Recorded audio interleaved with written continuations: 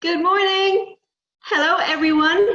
Welcome to the third webinar in the AgriKids series of farm safety webinars as part of Farm Safety Week. It's great to have you all along. You're also welcome. Come in. This morning, we're going to do something very, very special because, as some of you might know, but some of you mightn't know, I'm on a very special mission. My name is Alma. And I started AgriKids because I wanted to tell all the children all over the world about how they can stay safe whenever they visit a farm. And when you know how to stay safe when you're on a farm, then maybe you can tell the grown-ups, boss them around a little bit. That'd make a change, wouldn't it? Yeah, tell them about some of the things they can do to stay safe. And then everyone can stay safe whenever they go onto a farm. So some of the stuff we're going to talk about today is all about animals and some of the ways the animals talk to us and tell us how they're feeling. Are they feeling in a good mood or are they feeling in a bad mood? Now, some of you may have joined me on Monday and we spoke a lot about the different signs that you might see around the farm. Yeah, well, we're going to do a little quick recap on that.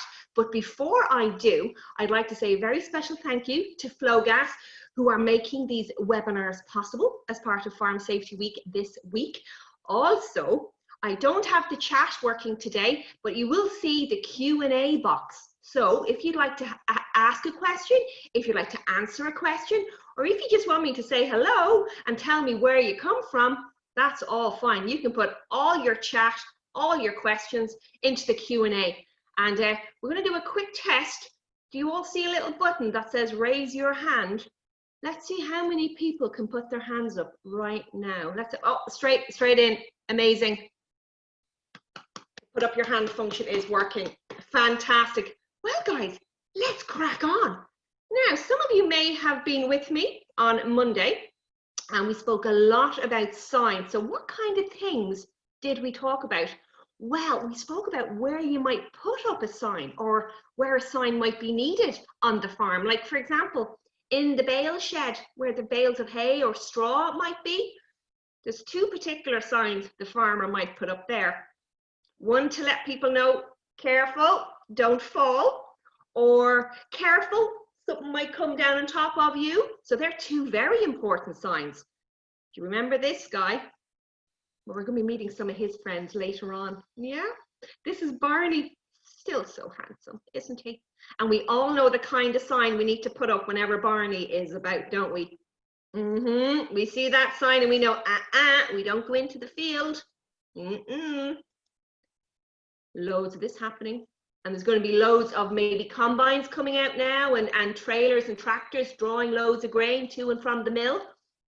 So we always know when we see this sign that there's a lot of tractors, there's a lot of machinery at work, and maybe we got to stay back. We got to stay way back whenever we see that particular sign, because remember, show me all the number ones.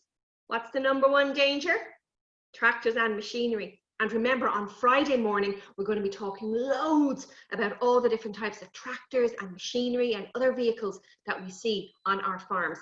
And we're going to remind ourselves how to stay safe around them. Oh, I keep forgetting about this one. Yeah, it's not dangerous for cattle to be drinking water. In fact, they have to drink water, don't they? Yeah, it makes better milk. It does, yeah. But what? Oh, yeah, it's the water itself. Loads of places on a farm might have water, like a river or a lake or a pond, sinkhole or a ditch or a dike maybe, or even a slurry tank. Do you remember? And that's the sign that tells us. And remember, if we see that sign, do we go closer or further away? We go further away, don't we? Yeah, absolutely, because that's warning us of water danger. So that was how the signs tell us how to stay safe. Isn't that great? And we'll do a little bit more on them a little bit later. But what we're really going to focus on today are the animals, because they don't wear a sign, don't they not? But they still tell us how they're feeling by how they're behaving. Look at Shep. Isn't he just beautiful? Now, let's all take a little look at Shep here and see how we think he might be feeling. His eyes are very big. His head's a bit down. So there could be two things happening here. One, maybe there's a plate of biscuits on the table and he's saying, please let me have one, please. That's what I'd do. Or maybe he took a biscuit without asking and now he's saying, sorry, I won't do that again. Maybe he's getting in trouble. Oh, Shep, you're a little rascal, but you're very, very sweet. Well, we're going to meet a few of Shep's friends later on as well. Wouldn't that be cool? And they're going to explain to us how they tell us how they feel. Okay? But before any of that, I mean, it wouldn't be a farm safety story time without a story now, would it? Now, you all probably remember on Monday, we all met Tom and Sarah and Mr. Brambles from Riverside Farm, remember? And we heard all about the tree swing and what happened when the children went to the farm on their own. Well, for this morning's story, we're going to meet the big brown bull. And we're going to find out what happened when Tom and Sarah first met the big brown bull on the first day he arrived to Riverside Farm. So are we all nice and comfy? All the listening ears switched on? Let's get them all out. Are they all switched on? Fantastic. And before I start, I think I've got a few hellos to say hello to before we kick on. Hello to Dennis and Michaela and Kerry, Bobby, Koch and Donica and their dad Noel, enjoying the talk from their farm in Tipperary. Hi guys, how are you? Hello to Liam and James from Bantir. Very lovely to have you along. And hello to Roisin, Niamh and Fionn, listening today in Cavan. You're all extremely welcome. So let's get nice and comfy as we start the big brown bull. Farms are great places to live. You can look at tractors and ploughs all day long. You can see where milk comes from, or hold a baby lamb in your arms, or collect fresh eggs from the fields for your tea. Sorry, fresh eggs from the hens for your tea, or pull potatoes straight from the ground to make delicious chips. Tom and Sarah love living on Riverside Farm, and they really love it now since they met their little friend, Mr. Brambles. Mr. Brambles is a hedge sprite with very special magical powers. One evening, the children were watching the television just before bedtime. What's that? Said Sarah, pointing at the screen. It's a bulldozer, said Tom. Sarah closed her eyes a little bit more, then opened them really wide. Well, why is it all fuzzy? She said. Is there something wrong with our telly? There's nothing wrong with our telly, Sarah said, Mum. I think you might need glasses. I'll make an appointment with Dr. Specs. Glasses, said Sarah. I don't need glasses. I won't be able to climb or run or do anything with glasses on. Nonsense, says Mammy. You'll be able to do all those things and so much more. The next morning, Sarah and Mammy went into town to meet with Dr. Specs. Sarah wasn't happy and she sulked all the way there. Meanwhile, back on the farm, Daddy had a big surprise for Tom. Come on, Tom, he said. I've got something really big to show you inside the shed. Tom and Daddy went down to the farm, and inside the shed was a new bull. He was enormous. He had a beautiful brown coat, horns, and a ring in his nose. In fact, he was the biggest animal Tom had ever seen. Why is he wearing a ring in his nose? Asked Tom. Does that not hurt him? No, not at all, said Daddy. It's much safer to lead a bull when they have a ring in their nose. Now, Tom, step out of the way because we're going to move the bull. And bulls can be very cross, and I don't want you to get hurt. Tom watched as Daddy and Jack the farmhand moved the big brown bull into the backfield. As soon as Daddy had closed the gate, Tom ran to get a closer look. The bull was happily grazing in the field, snorting through his nostrils and swishing away the flies with his tail. Now, Tom, said Dad, remember what I said. You're not allowed into that field. Bulls can run very fast, especially when they're angry. Now, to make sure nobody went into the field when the big brown bull was there, Daddy had made a special sign. He was going to hang it on the gate. He wrote, "Beware of the bull" in bright red paint. But as soon as Daddy was about to hang the sign, he noticed that the tyre on the red tractor had a puncture. "Oh no," said Dad, "I better go and fix that. Come on, Tom, you can help." They set off to fix the flat on the tyre, and Daddy forgot all about hanging the sign. Back at the farmhouse, Sarah was looking at herself in her new glasses. They were bright and pink, and she hated them. "Oh," she says, "I don't want to wear these. They're hurting my ears and they make my nose hurt." "Don't be silly, Sarah," said Mummy. "You'll soon get used to them. Now go outside and see how clear everything looks with your new glasses on. But don't be long, because I'm going to make a chocolate cake especially for your tea." Sarah went outside in a very grumpy mood. Meg the sheepdog went too. Said Sarah to Meg. "I don't need these glasses," she said. "I can see perfectly fine without them." Sarah took off her new glasses and put them into her pocket. She looked around. Things did look a little bit fuzzy and a little bit blurry, but she didn't need her glasses. Suddenly, Mrs. Kelly's cat Whiskers darted down the laneway. Sarah could see the cat okay, and so did Meg, who loved nothing more than to chase after Whiskers the cat. Down the lane Meg chased Whiskers all the way down to when they got to a gap inside the hedge. Sarah tried to keep up. "Meg, come back," she shouted, "come back." But Meg was running so much faster than poor Sarah. Whiskers found a gap underneath the hedge and darted straight under it into the field on the other side. Meg followed her. Sarah couldn't fit under the bush, so she ran to find a gate. It was the gate to the back field, the same back field where Daddy had put the new brown bull. Daddy had always told the children to make sure they look out for signs whenever they're on the farm or looking at a gate. Sarah looked quickly to see if she could see any signs warning her of any dangers. She didn't see any, so she climbed over the gate and jumped down onto the grass on the other side. "Meg," she shouted, "you're a very naughty girl. Come back, come back." Sarah was going to be late for the chocolate cake, and this was making her even grumpier. In fact, Sarah was thinking so hard about the chocolate cake that at first she didn't notice the big brown blob in the corner of the field. "What's that?" she thought as she slowed down. She squinted and looked a little bit more to see what that blob could be. But soon she realized the blob was not a blob. The blob was a bull, a big brown bull, and he didn't look happy at all. What was Sarah going to do? She knew bulls were dangerous and very cranky. She came to a stop. Her heart was beating so fast. She was a fast runner. In fact, she was the fastest in her class. But she knew she wasn't faster than a bull. In no time at all, Daddy and Jack had quickly mended the tractor tyre. Tom held the wheel bolts while Daddy and Jack slowly lifted the tyre back onto the tractor. They tightened up the nuts and Jack drove the tractor to the back shed. Daddy and Tom decided to put away the tools.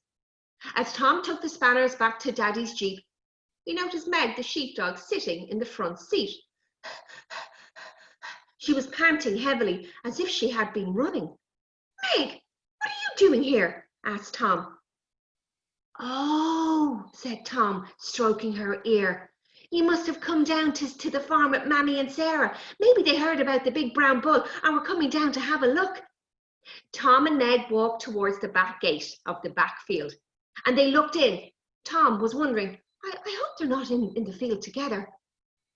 But when Tom looked closer, he couldn't believe what he saw. His sister, on her own, standing in the field with the big brown bull. "Oh no," he gasped. "What's Sarah doing in the field?" Tom knew he couldn't shout, because that would definitely startle the bull and maybe make him charge. And he remembered what Daddy had said about bulls being really, really cranky. But Meg didn't know this, and seeing that her little mistress was in trouble, Meg ran into the field and began to growl and bark at the bull. "Wow, wow, wow, get away from my mistress, wow, wow, wow." Well, this made the bull extremely angry. He lowered his head, pawed the ground, and thump, thump, thump went his hooves as he charged along the ground towards Sarah.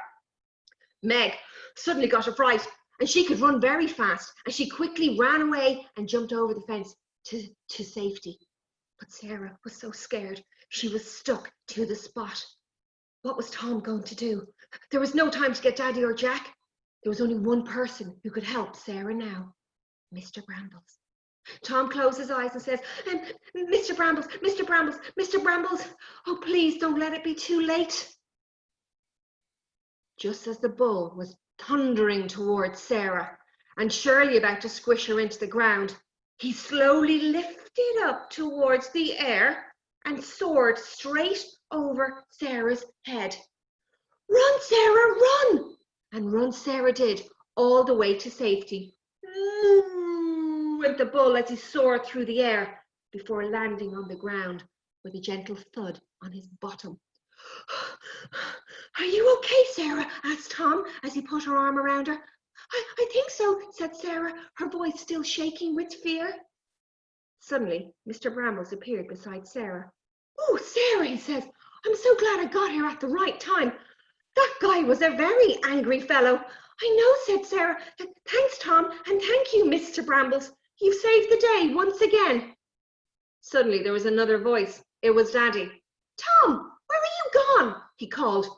Oh, no, said Mr. Brambles. I can't let a grown-up see me. And he fluttered his ears and disappeared. I'm over here, Dad, said Tom. I just came to check on the bull, and I noticed Sarah had gone into the field, and I was trying to make sure she was going to be okay. What? Said Dad. You were in the field with the bull? Didn't you see the sign? Oh, no, said Dad. I forgot to hang up the sign, didn't I? But Sarah, did you not see the bull with your new glasses? Sarah shook her head. No, Dad, she says. I wasn't wearing my glasses. I didn't want to. Oh, Sarah, said Dad, you have to wear your glasses. They'll help you see things so much better. Now put them on, and together we'll hang this sign together. From the far end of the field, Mr. Brambles and the big brown bull watched the children and Daddy as they worked. In no time at all, they had the sign fitted on. Now, said Mr. Brambles to the big brown bull, you really need to watch that temper of yours. You're a very lucky bull to live on Riverside Farm, a very lucky bull indeed. Said the bull with a loud grunt. Said Mr. Brambles, I think you and me are going to really have to work on that temper. Sarah put on her glasses. She read the sign, Beware of the Bull, in bright red paint. She definitely could see it now. Maybe her glasses weren't that bad after all. From behind the shed, Jack appeared, suddenly scratching his head. Do you know what? He said. I think I just saw a flying bull. A flying bull, said Daddy, laughing. Jack, I think you need glasses. The children giggled. The secret of Mr. Brambles was safe. Come on, said Daddy. I think it's time we all went home. Yes, said Sarah. It is time to go home. Time to go home for some of that delicious chocolate cake. So guys, we all know how dangerous bulls can be, don't we? And how we always need to look out for the different signs to help us how to stay safe. Well, on Monday, we spoke a lot about the different signs that we see around the farms. And do you remember how our hands help us remember what the different colors mean? Remember red? Let's do it together. It means no, not allowed. A green sign means, yeah, you can go. And we use it when we see an emergency exit sign. Blue, you have to. When you see a blue sign, it means you have to do something. And when it's yellow and black, oh, careful, watch out, stay back. And around a farm, those signs probably look a little bit like this. The red, you're not allowed to go in there. Yellow and black, there could be something poisonous, there could be machinery, or there could be something electrical that we need to look out for. And of course, we all know what the blue sign here means. We have to wash our hands. And finally, the green sign. And when you guys go back to school, keep a look out for this sign. You might see it in your schoolyard, letting you know where to stand when there's an emergency, because it's okay to go there. And what about that one? Where are they? Well, here they are, quickly. Blue signs. Got to put my specs on. Okay, you have to do it. So signs are very handy. We can see them, we can read them, and the colors help us remember. If we're in big danger, a little bit of danger, if we have to do something, or if we have to go somewhere. But what about the animals? What are their warning signs? Do we know what they're trying to tell us? Well, let's see if we can work it out from these pictures. Let's start off with my very dear friend, Larry. Isn't he gorgeous? Everybody wave at Larry. Hi, Larry. You look absolutely fabulous today. Absolutely fabulous. So let's all look at Larry. Hands up if you think Larry is in a bad mood today. Let's see, who thinks Larry is feeling in a bad mood today? Oh. Hands up now then if you think Larry is in a good mood today. Let's see who's going to win. We have a winner. Well done, guys. Yes, Larry is in a good mood today. And he didn't tell me, he didn't speak to me. How he's behaving. His ears are quite relaxed, they're nice and low. He's got his mouth open, tongue out. He's sitting on the sofa, which is probably a good sign. And he's up and he's alert and he's interested in what's going on around him. He's in a great mood. However, Larry has a cousin. His name is Chico. And unfortunately, I hear Chico isn't really a morning person. Hands up if you think Chico is in a good mood today. Let's see. Nobody, well done. Well then, hands up who thinks Chico is in a bit of a grumpy mood. Yeah, can you all pretend to show me your teeth? Show me your teeth. Yeah. Some people think when a dog is showing their teeth like that they're smiling at you. That's probably the first warning sign a dog is giving you to leave me alone, or they're feeling a little bit irritated or a little bit anxious or a little bit upset.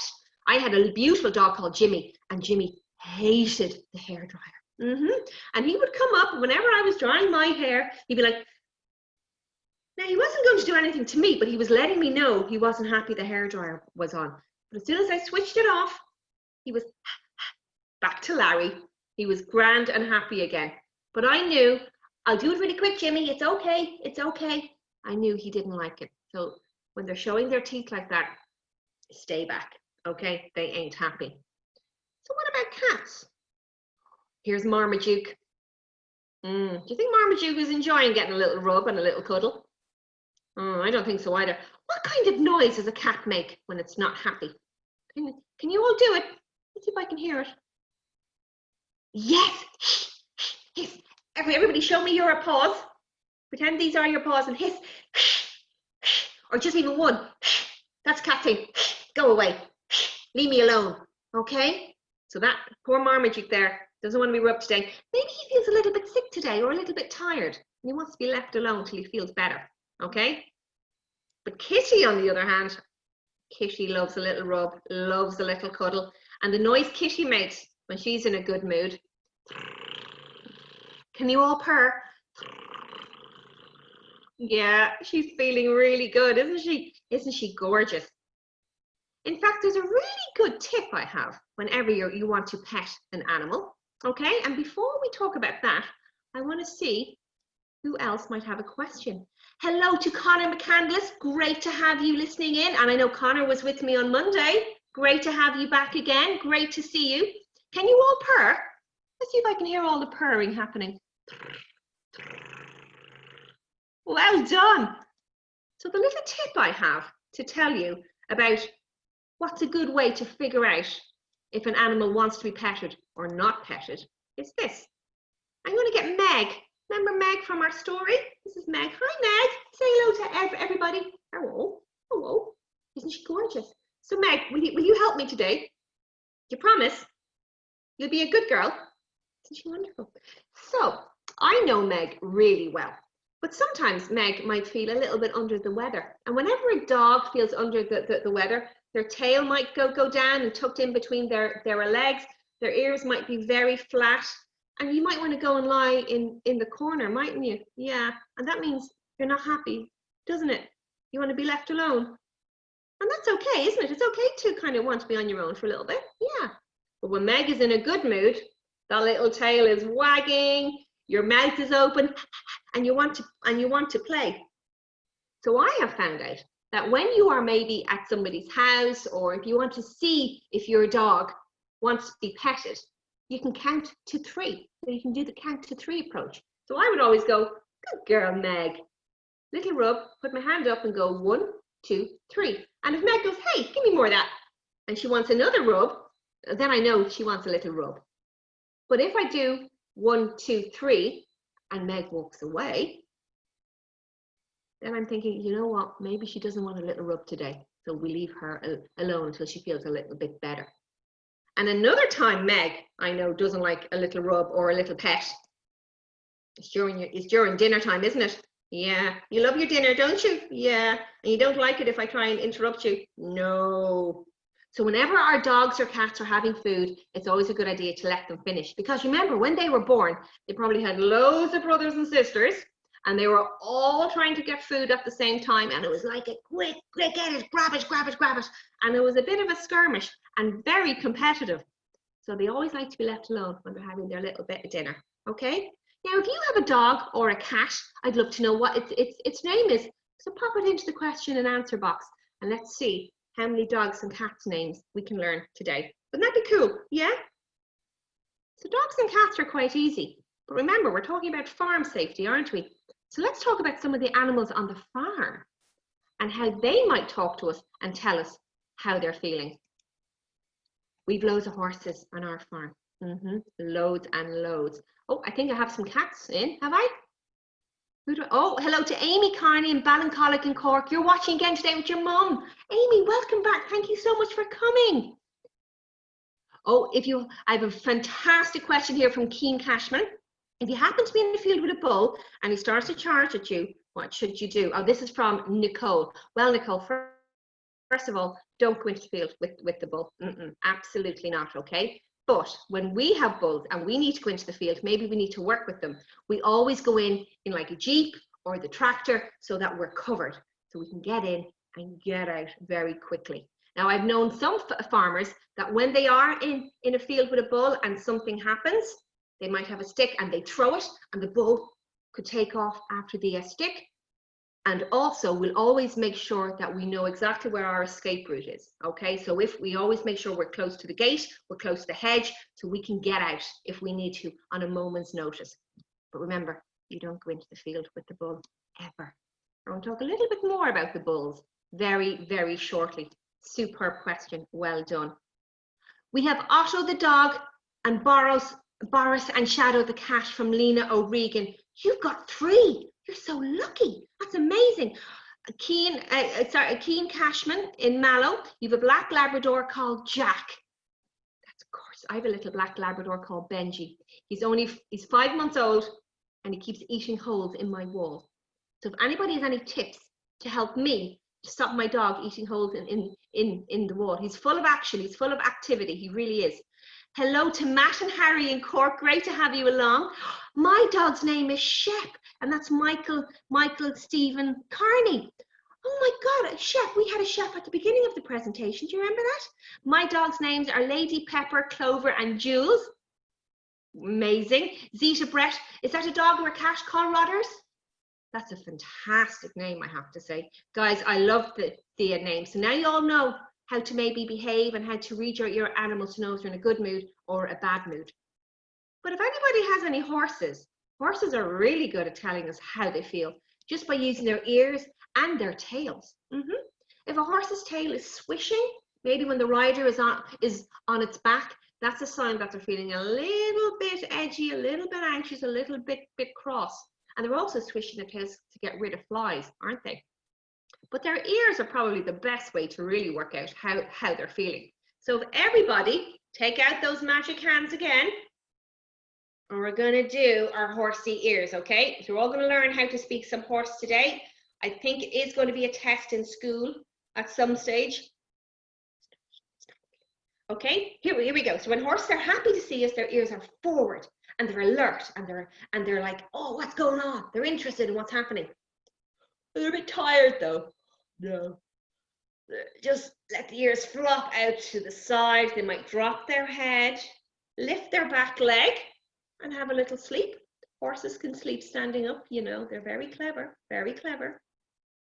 when they're listening, or if they've heard something, they're going to twist their ears from side to side to follow the sound, because their ears are so big, it's like they're scooping the sound into their ears to figure out what it is, okay? And if they're cross, nervous, upset, angry, boom, boom, the ears go back. And that's the warning sign. That's the warning sign right there. Remember we had the yellow and black warning sign? Well, this is the yellow and black warning sign for horses. Ears back, they don't want to know, okay? But they probably have a pretty good reason as to why they might have those ears back, okay? So we're going to have a look at some pictures here and see how these horses are feeling. You ready? Oh, very good. You see these ears? They look like they're moving, pivoting, out, in, out, in. This horse is listening to what this rider is asking them to do. What a very obedient horse. And the rider is using reins and a bit and the bridle to help them communicate with the horse. And their leg here is another way we speak to our horses, okay? So this rider is giving the aids or the instructions to tell the horse what to do. And this is a very obedient horse because it's listening. I can tell you, the ponies that I had growing up, I didn't get much of this action at all. I had some very naughty ones. One in particular called Mikey comes to mind. Very handsome, but extremely naughty. What other horses did I bring in today? Maggie. Maggie's from our farm, right here. And I knew to myself, now, what horse could I pretty much guarantee will have their ears back? And it was Maggie. And remember, the ears back is the warning. It's like, hey, no, stay back. I'm not in a good mood today. Now, sometimes we might have ears back if we're hungry, if they're feeling a bit sick, if they're feeling bored. But there's another reason on this day that Maggie wasn't feeling too well. Can anybody tell me what they think might be wrong? I'm going to go into the Q&A again and see what's happening. Anya and Sean are listening in Mitchelstown and Cork, and you're learning lots. I'm delighted. Thanks so much for coming in. I wonder what's going on though with my little Maggie, Anya and Sean. She's not happy, isn't she not? Will I tell you what happened? It's kind of nice. Well, that morning, the morning I took this photograph, it was springtime, and I got a phone call. And I've been waiting a very long time for this particular phone call. And I've been told that Maggie had finally become a mother. She'd had a little foal. A baby horse is a foal. And you can have a colt foal, which is a boy, and a filly foal, which is a girl. And she'd had a little girl, a little filly foal. And her little foal, who looked just like her, she was beautiful, in here at the back, and she was only a few hours old, and she was waddling around on these huge long legs. And Maggie was being a really superb mum and giving us the warning signs. Stay back, don't come in, you're not allowed. I'm a mummy now. Very protective mum. And we all know all animals with their babies are extremely protective. We have hens at the moment with little chicks. Now we've one mum who is fine. She's kind of like, oh yeah, come in, feed me, I'm fine, it doesn't matter. But the other mum hen, extremely aggressive, extremely possessive. And when hens are feeling angry, they lift up their feathers fluff out, and they run at you like that, like that. Yeah, so we always know to be very careful of that hen, because she would fly at us if she thought we were getting too close to her babies. So you can never tell just by looking and going in. But sometimes they will give you a little warning like that, the ears back. But the hens, they gave us no warning, so we had to get out quick, okay? What other horses did I bring in today? Is everybody nice and quiet? Look at these lazy little devils. Oh, yeah, ears down, eyes shut, heads down. And look at that lower lip. I'm pretty sure it's drooping like that. Yeah. Very sleepy horses. It looks like a really nice sunny day, so they're probably enjoying a little bit of sunshine, aren't they? That's great for horses. Very good on their back. Strengthens them up. So we leave them alone to have a little snooze. And we'll see who else we brought in today. Aren't they gorgeous? I think I know what might be happening here. This happens in our yard twice a day, morning and evening. It's when the buckets are being brought out, and they can hear buckets and nuts being mixed together for their dinner and their little breakfast. Yeah, and all the heads come out, all the ears are up, but they're only delighted to see us. They're like, hi, it's a food time, brilliant. So all these guys, look at this, looking forward to their breakfast, no doubt. So horses are really good just by looking at their ears. We have angry, we have sleepy, we have listening, and we have attentive, all from a movement of their ears. There's other ways we've got to be really careful around horses. And one of them is if we want to give them a little treat using our hands. So let's look at this girl here, and I have a big X here. And I have a big X for a very good reason, because she's feeding a horse here. And I don't like how she has her hand. Do you see her hand? So can everybody put their hands like a little cup? Yeah. We don't feed a horse like that, okay? Because horses need loads of space to take the food off your hand, okay? And if they can't get there, see the way you can pinch a little bit of skin, okay? I wouldn't want any little bit of skin there getting caught in between a horse's mouth, okay? Or a finger or a little thumb. They might think, oh, is that a slice of carrot? Oh, is that a piece of apple? Oh, is that a polo mint? No, we always make sure hands really, really flat, all your fingers and thumbs stuck together, okay?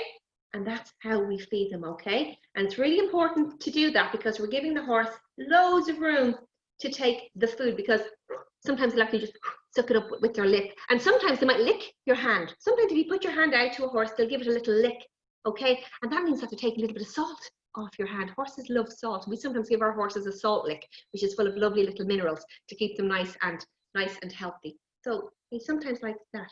And guys, when you're feeding a donkey, exact same rule, okay? Keep those hands super flat, because donkeys are known for giving little bites if they want to, okay?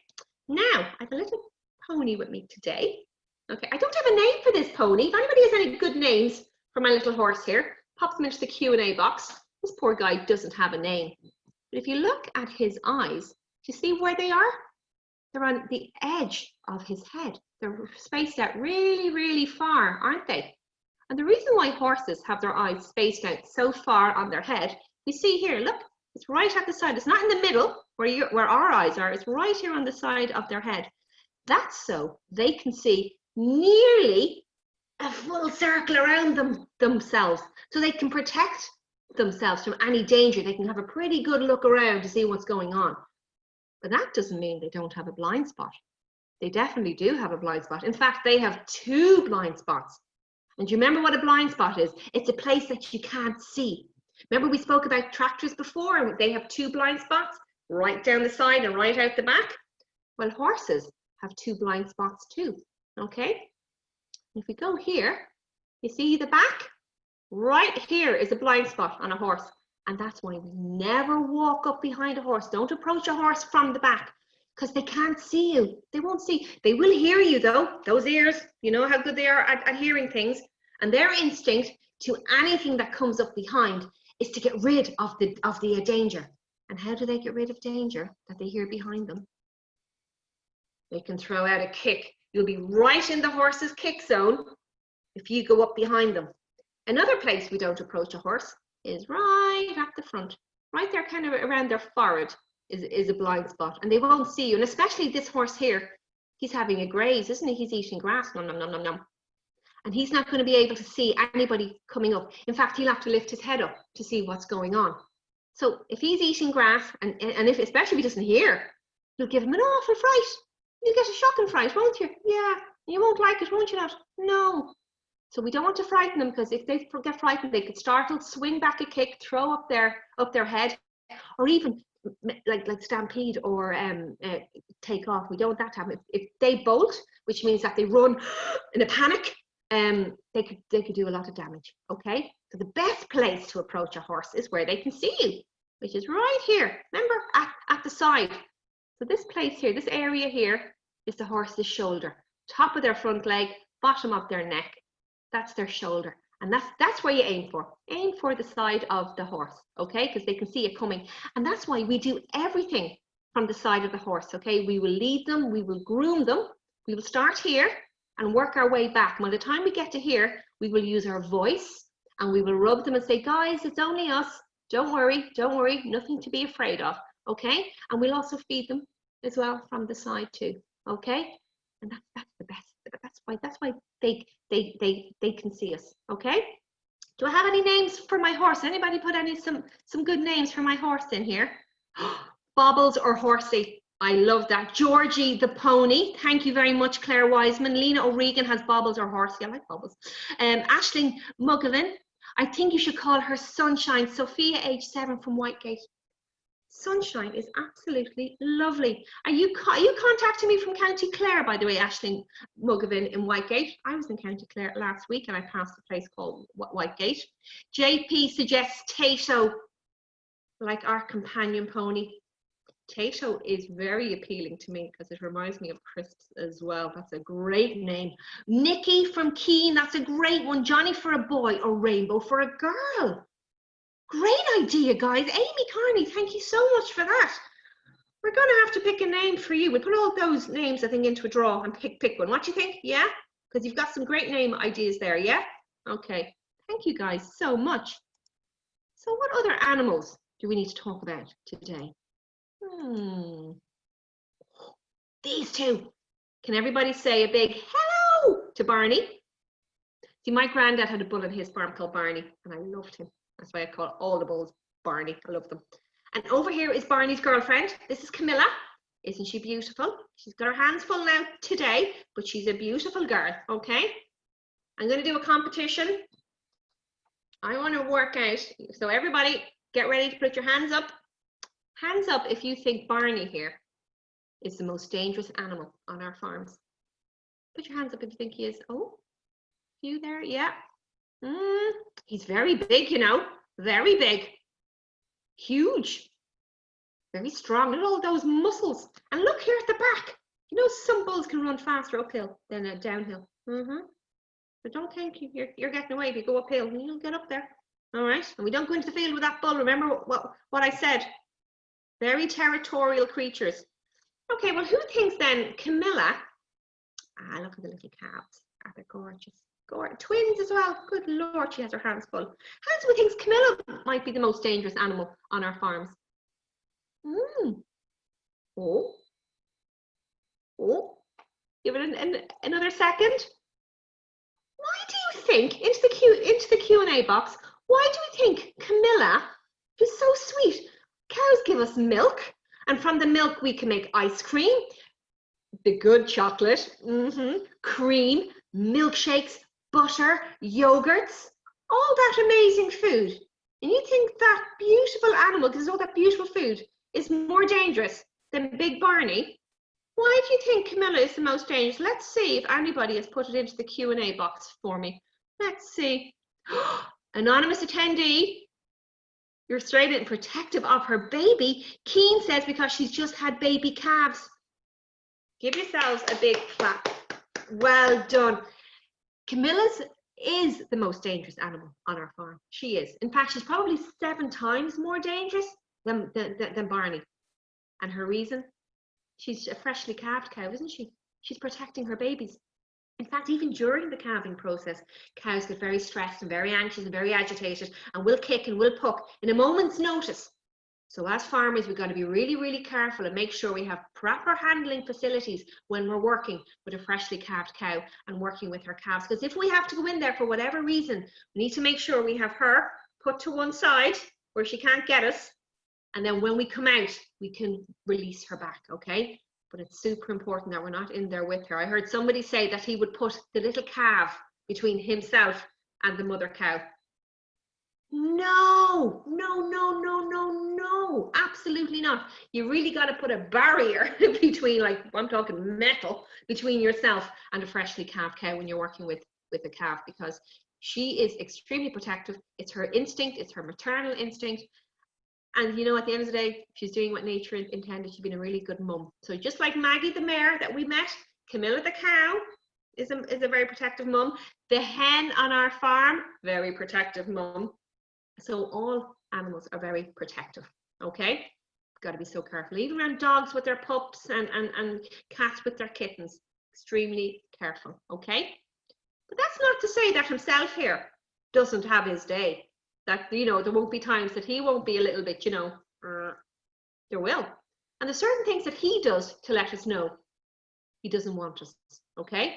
So let's have a look. We'll take Barney out. See all here behind? Yeah, that's probably Camilla and her friends. Yeah, he's minding his girls, isn't he? Very territorial. And you see what he's doing here? He isn't grazing, he's watching. So whoever went into that field to take a picture, I hope they were doing it from a really long lens, because that bull is giving the first warning sign that he's not happy to see you. He's staring somebody down. He's saying, yeah, you aren't welcome. Now, if a bull was doing this though, kind of had, you know, the head out a little bit, okay? When the head is up like that and the ears are up, not good. When the head is out like that, you know, saying, oh yeah, hi, that's calm, placid, happy to be led in this case, because look, there's a ring with a rope attached. I'm glad to see Barney has his ring on. And the reason why we put the rings on, guys, is because right there at the nostrils is a very sensitive area. And by putting a ring in our bull's nose, we're calming him, okay? And then we can put on a rope and a chain and safely handle them. And if they get a little bit naughty, we can give a little bit of a tug, and that lets them know, hey, stop it, okay? So farmers will do this at about 9 months old is a good time to do it, because that's just when the bull calves are starting to really mature and maybe getting a little bit more aggressive. And my granddad used to always say, farmers, don't put a ring in your own bull's nose. Absolutely not, because it can hurt the bull a little bit. And we want to be really, really careful that the bulls don't think of us, the farmers, as people who would hurt them or make them uncomfortable or be mean to them. We should be the people who feed them and mind them and take care of them. Okay, so if they think we're going to be the bad guys and we're going to hurt them in some way, then you know what's going to happen? They're not going to trust us, and they could attack us. And you always know when a bull, remember the bull in the story, the big brown bull lowering the head, scraping the ground and charging, okay? And look at this bull here, and the bull in the story, by the way. Need to do something about that. The horns.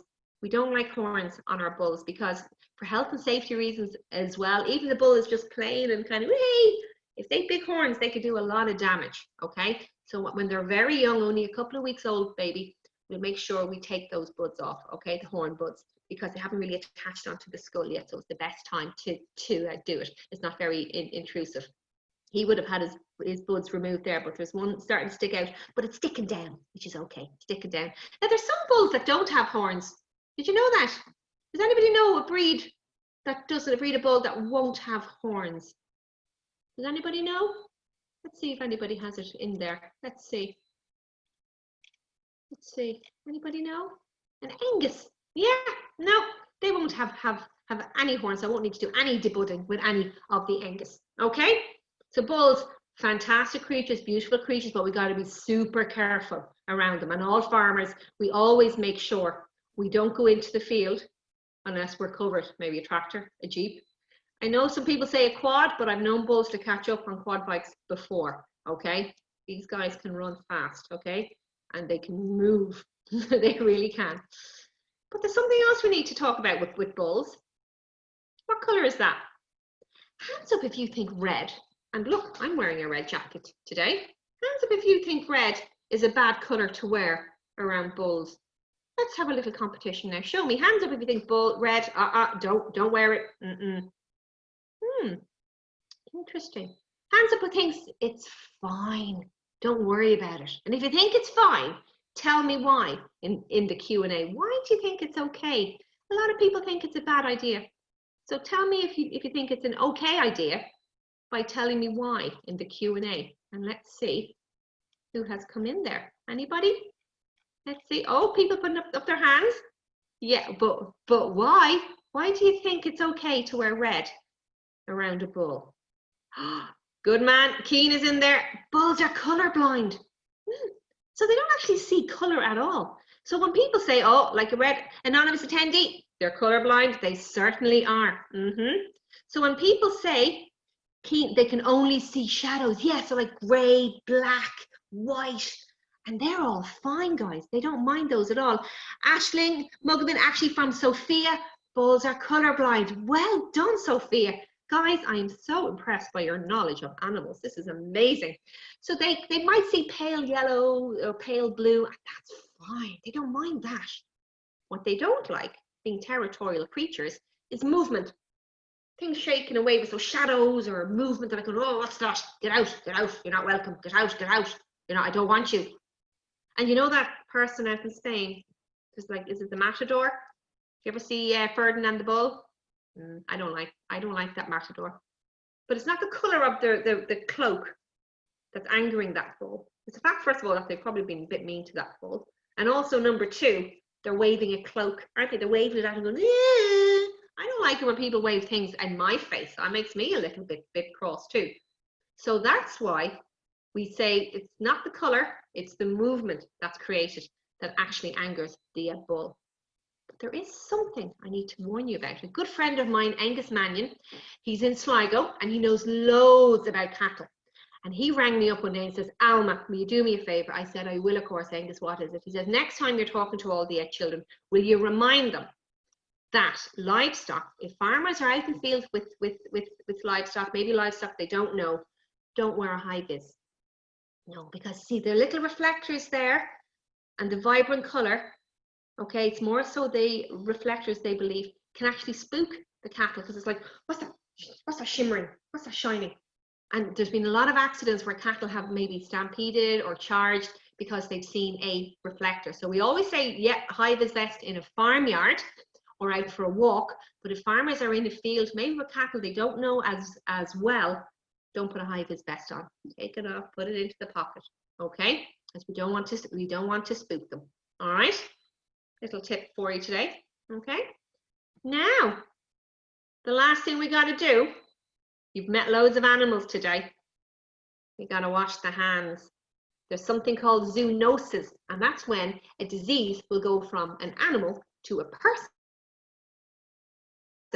And that can happen loads on farm, because you know, with sheep or with goats and sheep, you might get ringworm, and maybe with cattle and horses, and the poo-poo from cats and dogs. Yeah, you don't want to make sure you're touching cats and all that kind of stuff. You got to wash your hands afterwards. Oh, okay.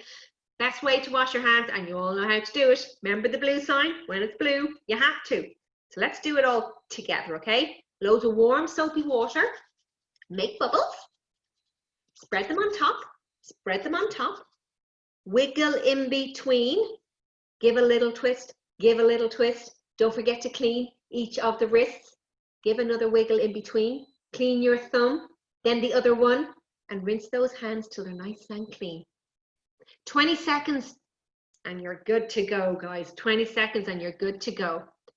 So guys, thank you so much for listening in today. We're going to have a very special competition in a little while. I'll give you the details in a few minutes, but before any of that, let's once again finish up with our AgriKids promise, because as AgriKids, you're ambassadors for farm safety. You're experts in farm safety.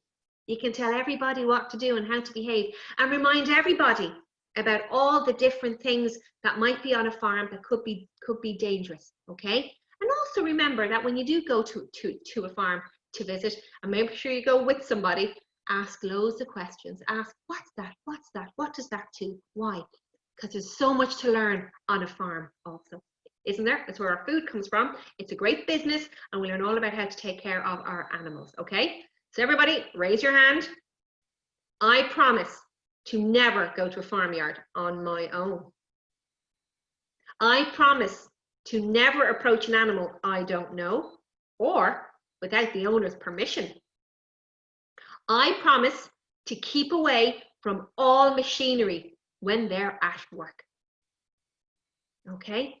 And remember, on Friday morning, 10:30, we'll be reading the third story in the Tales from Riverside Farm series, and it's the red tractor. So that means we're going to be talking all about tractors, quads, and machinery. 10:30. So, who would like to enter a competition? Yeah? I have some very, very beautiful Flogas goodie bags to give away. I've got 2 to give away, but you got to do something first. It is a competition. On the AgriKids website, agrikids.ie, you'll see this picture. Okay? You click on it, download it, print it off, and you colour it in. Okay, hope the mammies and daddies are listening, but don't worry, I'll send you a link to it after the presentation, okay? Take a picture, email it to info@agrikids.ie, and the closing date is not for ages, the 10th of August, okay? So you've got loads of time to get colouring and to get your entries in. As I said, the next event takes place on Friday at 10:30 for the 4 to 7-year-olds. If you're a little bit older, 8 to 12, 10:30 tomorrow morning, we'll also be doing a lot around tractors and quad bikes as well. Okay, and you're more than welcome to register as many times as you like. Okay, get everybody in, get everybody together. It's day 4 of Farm Safety Week tomorrow, and it's been a fantastic week so far, and I've really enjoyed having you all with me. Learning and having a little bit of fun along the way. So guys, I'll leave the competition details up for a little bit longer. Thanks again to Flogas for making these webinars possible. Thank you, all of you, for joining in and listening. And we're going to see if we've anybody else to say hello to before I go. Keen wants to know, if a cat meows at you, is that a warning? If a cat goes meow, if they could be looking for something. They could be maybe asking you to go away. So look at their tail. When their tails are up like that, that can be a sign that they're feeling a little bit, you know, not very meow, not very happy. Okay. So look at the tail. Okay. But remember that that's the real no, absolutely not. Okay. But sometimes when they're meowing, they're looking for something. Maybe they're hungry. Okay. So tails, what they sound like, and their ears. That's how the animals talk to us. And I need, hello Aisling, I need to say a big hello to Danny as well. Thank you, Danny, so much for listening in, and thank you to everybody for listening in and taking part. I look forward to seeing you all again very, very soon. I have recorded this session today, and I will make it available on YouTube in due course. So until then, stay safe, enjoy the rest of Farm Safety Week, and I look forward to seeing you all again very, very soon. Bye.